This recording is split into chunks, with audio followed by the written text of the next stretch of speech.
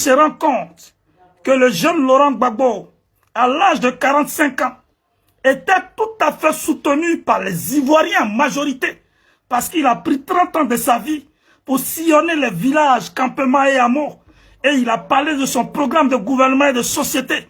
Et puis Laurent Gbagbo a clarifié les Ivoiriens. Les Ivoiriens étaient prêts pour lui. Ils étaient prêts à en découdre avec la dictature apaisée.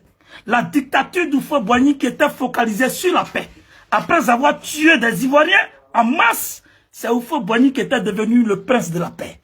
Quand il fait un discours à la télévision, il parle toujours de paix. Parce que pour lui, il faut parler de paix pour distraire les gens, pour faire oublier les massacres qu'il a orchestrés au niveau du Guédi. Chers camarades, Laurent Gbagbo arrive à avoir gain de cause. Parce que Houphouët-Boigny, devenant très vieux, ne pouvant plus supporter les manifestations, les mouvements de cette jeunesse, de cette foule, il a décidé d'accepter le multipartisme. Le multipartisme est autorisé le 30 avril 1990. Laurent Gbagbo vient d'obtenir une grande victoire. La liberté d'expression. On aura plusieurs journaux. Tout le monde peut s'exprimer. Tout le monde peut donner son opinion. À partir de là, le Front populaire ivoirien, l'USD, PIT, et puis après, en 1995, vient le RDR. Chers camarades, quand le RDR arrive, c'est là même que le calvaire de la Côte d'Ivoire va commencer. On ne savait pas que ce démon-là allait nous créer tous les problèmes. Mais on ne savait pas aussi que ce démon a été envoyé par la France. On ne savait pas ça. Et le monsieur, il est venu lorsque les gourous du PDCI, tous ceux qui avaient de l'impact sur l'économie ivoirienne, ont décidé de piller les ressources ivoiriennes, se sont enrichis, sont devenus des multimilliardaires. Et puis, on était face à une conjoncture. Houphouët n'a plus l'argent. Il est obligé d'aller en France pour demander de l'argent, pour qu'on lui prête de l'argent. Sans oublier l'argent qu'ils ont déposé dans des banques en Suisse. Ils ne sont pas en mesure de décaisser des fonds pour relancer l'économie ivoirienne. Mais ils vont encore avec leur chef Houphouët-Boigny pour aller demander de l'argent en France. Les Français l'ont regardé.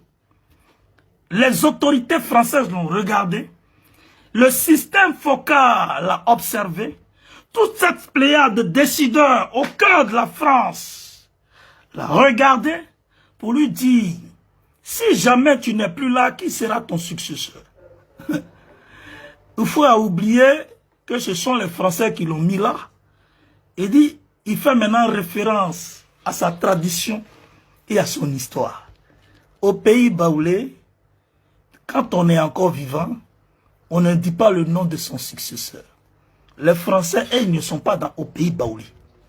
Et ils t'ont demandé, si tu es mort là, celui qui va prendre ta place, c'est qui? Houphouët ne voulait pas répondre. On dit que tu es coincé. Tu es venu chercher l'argent. Tu es coincé. Donc, si tu veux qu'on te donne l'argent, le monsieur là, il faut le prendre avec toi. Et puis, il va redresser ton économie. Si tu le prends avec toi, et puis il va redresser ton économie, nous, on va te donner crédit. Houphouët-Boigny est coincé. Il est obligé de ramasser le démon pour nous l'envoyer en Côte d'Ivoire. Et ce démon est arrivé. Ce démon est arrivé, il avait tous ses papiers administratifs dans sa poche. C'était des papiers voltaïques burkinabés dans sa poche. Mais il avait une mission très précise. Cette mission, c'était de faire un coup d'état sur Houphouët-Boigny. Alassane Draman Ouattara, c'est de lui et parle. Et quand il est arrivé, les Ivoiriens